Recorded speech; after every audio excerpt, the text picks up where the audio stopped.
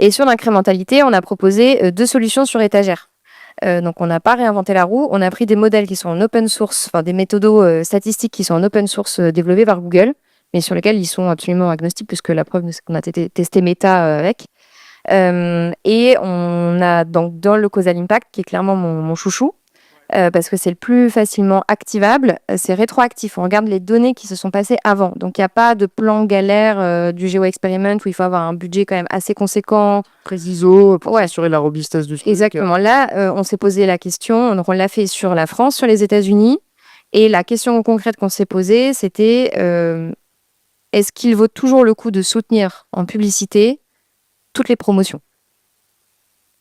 Et donc, on a regardé sur les 16 derniers mois sur la France, les 16 derniers mois sur les États-Unis, et on n'a pas du tout les mêmes résultats d'ailleurs.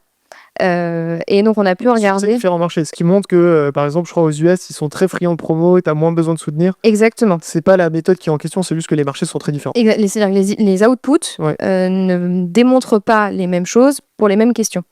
Donc, la réponse pour la France a été de dire, effectivement, sur certaines promotions, on voit, ah oui, c'est là que c'est très intéressant, c'est que le Causal Impact, il nous permet d'aller regarder des revenus, des ventes omnicanales, ce qu'on ne peut jamais faire en fait aujourd'hui dans notre secteur et dans notre activité. Donc, on a pu aller regarder l'impact des ventes omnicanales sur toutes les promotions et de voir si ça valait toujours le coup d'investir. C'était sur Meta. Il y a certaines promotions qui n'ont pas d'impact. C'est-à-dire que ça ne vaut pas le coup de dépenser de l'argent parce qu'en fait, l'apport incrémental, il n'est pas suffisant. Et pour certains, on voit qu'il y a un apport incrémental, mais que sur une période.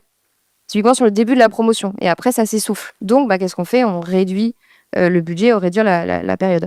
Et donc, pour vous donner un ordre de grandeur, c'est quasiment entre 7 et 10% du budget promotionnel qui a pu être challengé et réattribué sur d'autres moments où on avait de la promotion et on voyait qu'on n'était pas saturé et qu'on avait encore de la marge.